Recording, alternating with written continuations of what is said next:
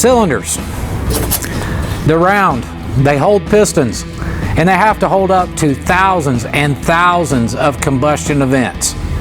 How they're machined is another key element of engine design and blueprinting. So stick with me and I'm going to explain why.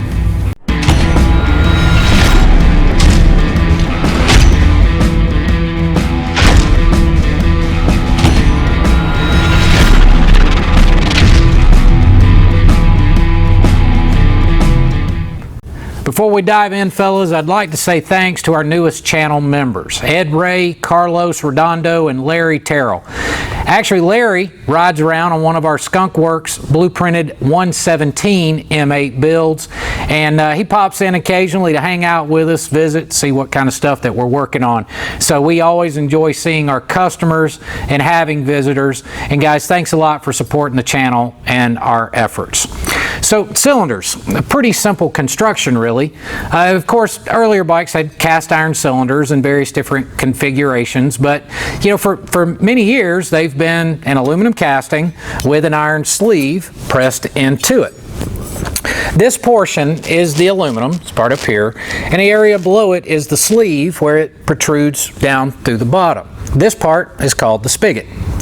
Also, you've got holes in it where the studs come through, and drain holes where the oil from the head drains back into the crankcase.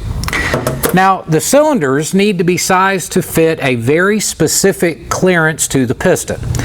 That clearance is typically determined by the piston manufacturer and is based on the intended use of the engine, the piston material, the ring material, the thermal expansion expected, and etc. And you know, that is a multi-step process fitting the cylinder. It's a multi-step process and can get very technical depending on the level of precision that you want to follow. And of course, there can be big differences on how this is done. One way is to put the cylinder into that green machine back there behind me. That's called a boring bar, and that's where you do your rough cutting. Then from there you move to this machine, the red one here, which is a cylinder honing station. Now they make different types of machines that do this, some smaller, some bigger, but since we do automotive machining as well, these machines have to be this big so that we can handle the car engines too. So in the honing station, there's a series of guides in that head, which you can't see here, and also abrasive stones that are available in different grits and things like that. And those guides and these stones, they work together to keep the head centered in the cylinder while it spins and goes up and down. Now that step's really important. The grit of the stones and also the stroke rate and RPM of the head is what determines the pattern of the crosshatches that are on the cylinder wall. Now the angle, the depth, and the frequency of all of those tiny scratches or crosshatches is really important, and it serves a purpose.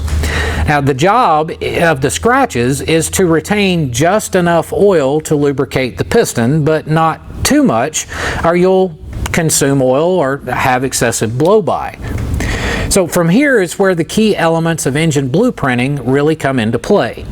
The crosshatch pattern and final finish absolutely must match the requirements of the type of piston ring you're running. This should not be a generic finish, and there can be a pretty wide range. There's also a secondary process called Plateau honing that removes these little microscopic edges in the crosshatch. Now, and some of you may have sharpened a knife before, and you know, if you file the knife on one side, you can actually see the edge of the knife edge start to curl over. Then you file it on the other side. Well, the same thing happens when you're honing a cylinder on those little tiny cross hatches. They have little flakes of metal, essentially these peaks, that can curl over. So the plateau honing process actually flattens those sharp edges and cleans off those little bits and pieces so the engine can break in quicker.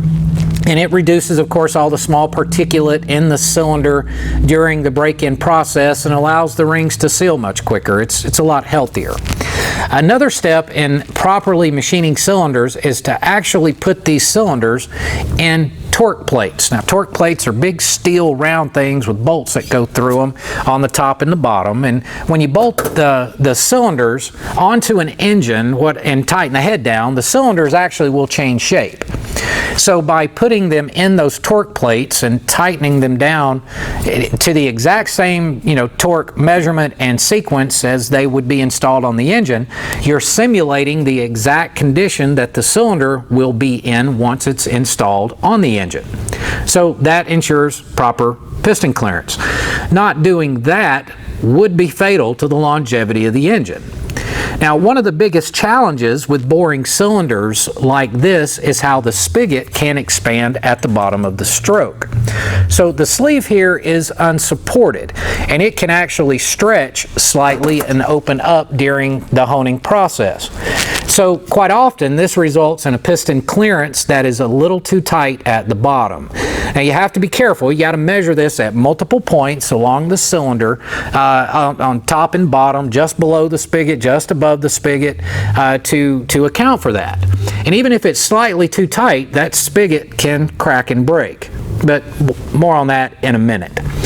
Another way that we complete the blueprinting process is to actually surface the cylinder in a lathe before we bore and hone it.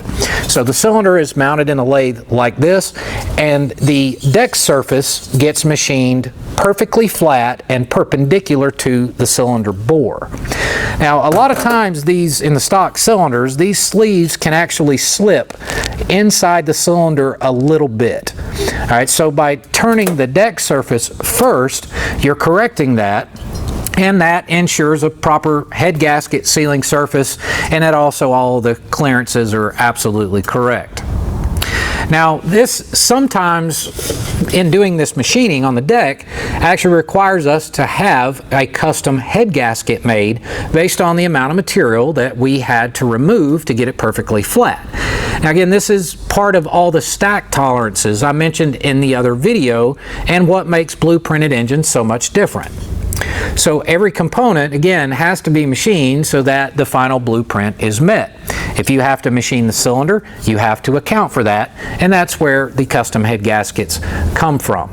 Of course, then you have another aspect is to really the level of precision that the cylinder is actually bored and honed. It can be slightly egg-shaped, it can be slightly tapered, or just not to a very tight tolerance that you would typically see in high production cylinder machining. So again, this is another aspect of that custom built blueprinting of an engine. So here's a quick video clip that I shot a few days ago boring and honing some cylinders that'll explain the level of precision.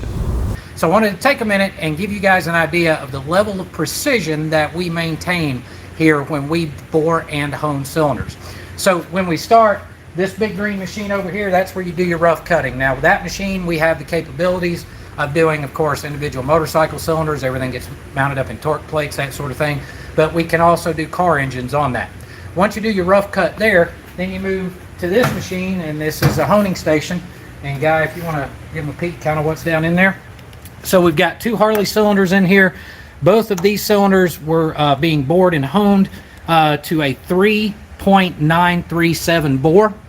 So a 3.937 bore, that's almost 4 inches. So to give you an idea of the level of precision, I've cut a piece of paper. All right, this regular piece of notebook paper, let me grab a dial caliper here real quick. This piece of notebook paper is 2/1000ths of an inch, so that's 0.002, 2/1000ths of an inch thick. All right, now this gauge that we use to check the cylinders, each increment on that gauge is 0.001 inches. It is, in machinist terms, we call it a tenth. What that means, it's 1/1000th of an inch divided by 10. Okay, so the level of precision of tick marks on that gauge represents dividing this piece of paper 20 times. And I'm going to show you the level of precision dividing this piece of paper 20 times over the diameter of this cylinder, which is almost 4 inches. So let's have a look. We start at the top of the cylinder. Now this gauge is what they call a comparator gauge. All right, so what that means is I have a very finite micrometer that I use, a setting fixture, if you will. And that setting fixture, I dial in exactly what the final size of the cylinder needs to be. Now they call this a comparator gauge because this gauge compares to that measurement of the setting fixture. So if this gauge says 0, we know we are exactly at 3.937 inches to the accuracy of 1/10 of 1/1000th of an inch. So let's have a look.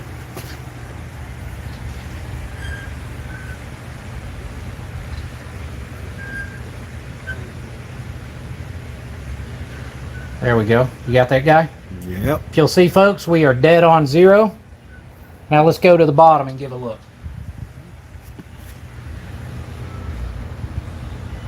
And you can see we are dead on 0 right there on the bottom. So, all that being said, it takes time to ensure this level of accuracy and precision. But we love to do it right the first time and do it once. Kind of like the heads, you can also buy custom cylinders that are made of better materials than stock. Now those cylinders will machine better and they'll hold up their shape better in performance applications, better than stock cylinder would, even though every effort is taken to ensure the accuracy of machining a stock cylinder. Now another thing to consider is that bigger engines aren't necessarily always better. Quite often these cylinders are bored much larger than stock, and as this bore gets bigger, this sleeve gets much thinner, and this sleeve is what supports the piston at the bottom of the stroke, and if you get it too thin, it will break, and when that happens, it's a catastrophic engine failure. Okay, now there simply isn't enough time to explain all of the technical details of piston design, materials, and etc. But if you want more info on that, I did do a video a few weeks ago about engine brake end and a general overview of piston technology. And by the way, in our last video that we're talking about cylinder heads, I touched on stock cast heads versus precision machine ones. And I completely forgot to show you our precision machined heads. Often we will build monster engines, and I simply don't trust the stock casting when it comes to really big valve, high horsepower builds. So for a lot of years, we had a company casting a head design for us, and then we started a relationship with Mark Guitro from Speed and Science up in Canada, and we worked with Mark to come up with some different variations, and Mark machines these heads for us as a core. Now this is a full billet head that's machined, and we will now source these cores from Mark, and then as you can see, it's empty. There's no valves, there's no guides, there's no valve seats, but this core allows us to custom tailor them in our Skunk Works blueprinted build specifically for the owner. So then we can machine it further for the appropriate valve seats and valve sizes and the port shapes and all that stuff for the customer's purpose. So again, that is just another aspect and another difference between high production engine components, spec built engine components, and custom blueprinted ones. And that's why you pay more for it. So guys, I hope this 3-part series has given you a much better perspective on what engine blueprinting is and why the price for engine work and machining and components can vary so much. Now, coming soon, we are actually going to have a live broadcast with Fueling Products. And we're going to talk about cams, and we're going to talk about oiling systems and cam plates and oil pumps and all kind of other components specifically for M8 engines. And Fueling has got some really innovative products and some of the design. I've already spent a lot of time talking with those guys on the phone, and I'm very excited to be able to bring all the features and benefits of the Fueling products to you guys. So do me a favor, please subscribe and then hit the bell so you'll get notified when we go live with Fueling. Thanks a lot for your support and for watching, and happy Memorial Day. Let's remember why we celebrate it. Take care of yourselves and each other. Hope all of you have a good one. Take care.